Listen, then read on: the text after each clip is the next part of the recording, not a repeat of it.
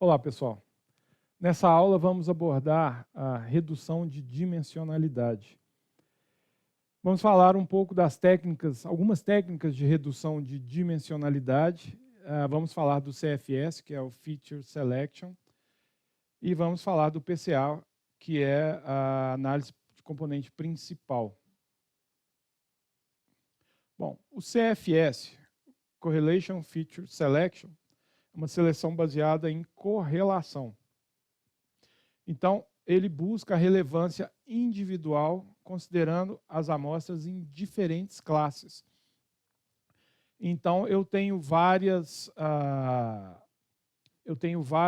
vamos chamar assim, de atributos, que no conjunto eles nos ajudam a ter uma classificação, um desfecho, uma predição. Mas como que é individualmente cada um deles em relação a esse desfecho, quanto é a sua força? É um método que é considerado bom se contém atributos altamente correlacionados com a classe, o desfecho. Contém atributos não correlacionados entre si. Então, é a questão da multicolinearidade. Eu preciso identificar se existe uma forte colinearidade, se vale a pena mantê-la ou não.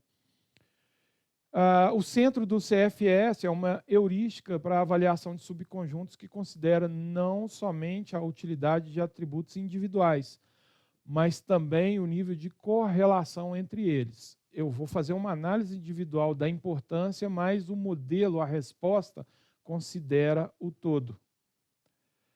Ele calcula uma matriz de correlação do atributo classe e o atributo atributo, ou seja, ele avalia o desfecho e as variáveis independentes, e ele atribui um score, um peso, nesse conjunto de atributos. E basicamente o que ele vai fazer? Ele vai fazer um ranqueamento. Isso aqui é um plot, eu plotei um estudo em cima também do Titanic, da base de dados Titanic, e que ele me mostra que o Passenger ID ele tem pouca importância no modelo. O name também pouca importância. Name, se a gente pensar, para que serve o name? Eu peguei os dados, transformei em dados numéricos. Então, se não tiver um nome, um homônimo, os nomes vão ter números. Vão ser números distintos que não me dizem nada. E é isso que ele está mostrando, que pouco tem relevância para o meu modelo. Já a variável sexo e age tem uma boa importância para o meu modelo. Então, de certa forma, apesar da colinearidade das duas, da multicolinearidade, elas têm uma boa importância para o meu modelo. E aí ficou complicado, né? Porque, em tese, elas têm uma alta correlação entre si, mas elas têm uma alta importância para o desfecho do meu modelo. E aí eu preciso fazer alguns testes. Provavelmente, uma das duas ela é suficiente para explicar o resultado do modelo, e não as duas juntas. Redução de dimensão, basicamente, é um processo de redução do número de variáveis aleatórias. E ela pode ser dividida em seleção e extração de recursos.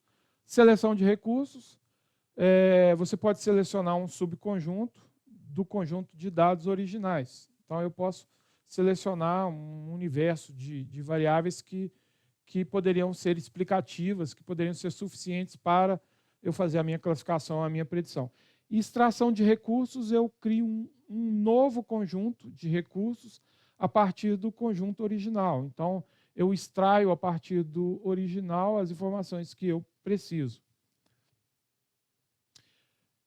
Eu tenho a PCA, que é a análise da componente principal, é uma outra técnica de redução de dimensionalidade, e ela trabalha, ela tenta encontrar direções na maximização da variância, lembra da variância normal, o ponto central, qual é a variância, que é parte do desvio padrão. E é uma técnica de redução de dimensionalidade através de projetar, maximizar a variância dos dados. Então, vocês vão ver que ele tenta achar as componentes principais, as mais importantes dentro do nosso cenário. Aqui tem alguns passos, algumas etapas para normalizar os dados e ter uma média de 0 e um desvio padrão de 1. Eu tenho algumas formas para computar qual é a simétrica com os autovalores, os autovetores, a projeção dos dados, e no final esse processo ele busca maximizar a variância entre todos os espaços dimensionais K. Então cada variável é entendida como uma dimensão e ele projeta em espaços dimensionais e através dos autovalores e autovetores ele tenta enxergar quais são os mais importantes. Por isso que se chama componente principal. Ele tenta achar as componentes principais. Ele busca, é uma maneira de identificar a relação entre as características extraídas dos dados. É muito útil quando os vetores de características têm muitas dimensões, quando eu tenho muitos atributos, e não consigo graficamente representar isso. Nós temos uma componente principal aí nesse gráfico, que é a linha vermelha, onde todos os pontos eles estão, de certa forma, ao redor dessa linha, dessa reta. E temos uma componente secundária que é perpendicular à componente principal, a que melhor descreve a distribuição dos dados. Então, a análise de componente principal, ela tem os seguintes passos: obter as m amostras de dimensão n, calcular a média e o valor médio, subtrair a média de todos os itens, calcular a matriz de covariância, calcular os autovalores e os autovetores, os arranjos de dados na matriz da transformada de Hotelling, e assim vai. Então, basicamente, são muitos cálculos, tem projeções, e, ao final, ele busca o autovetor com maior autovalor associado, ou seja, ele vai identificar qual é o relacionamento mais significativo para as dimensões de dados. Portanto, aqui nós temos uma representação, uns dados no espaço característicos, esses dados na distribuição. A gente encontra a componente principal que melhor descreve essa relação desses dados no espaço e traçamos a perpendicular e, por fim, temos esses dados no espaço. Isso aqui, essa PCA, essa demonstração aqui é para uma dimensão. Então, ele faz isso com todas as dimensões, encontra as que têm a melhor distribuição, encontra as que têm a melhor representatividade, então ele nos traz o grau de importância, quais são as mais relevantes. Por exemplo, nós temos uma matriz de 100 amostras com 50 variáveis, que pode ser reduzida às mesmas 100 amostras, né, são os dados, e 5 ou menos componentes, são as variáveis mais importantes. E esses 5 ou menos componentes, eles são chamados de supervariáveis, altamente correlacionada, e veio das 50 variáveis iniciais. Resumindo, eu estou reduzindo aqui também, pelo uso do PCA.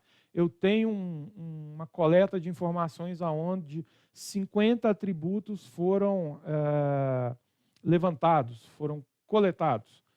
E eu quero fazer algum tipo de predição. Vou utilizar uma regressão linear para fazer uma predição. Os dados são numéricos, está tudo certo. Mas eu vou precisar dos 50 atributos para ter a minha predição? Depende do que eu pretendo classificar. Então, provavelmente, eu vou precisar aí de, no máximo, 10 atributos. E é assim que funciona. A gente, num cenário de 50 atributos, normalmente esses 50, desses 50, pelo menos uns 40, não são relevantes ao nosso modelo. E aí eu uso técnicas como, por exemplo, o PCA, o CFS também, o Correlation Feature Selection, para tentar entender quais são os mais relevantes dentro do meu modelo, dentro do que eu estou tentando desenhar. E aí eu ganho com processamento, eu ganho com efetividade. Os dados, alguns dados são altamente correlacionados com a variável de desfecho, ou seja, eles são altamente explicativos ao desfecho, mas outros não. Então, mantê-los no meu modelo pode não fazer nada, como pode piorar a minha eficiência desse modelo.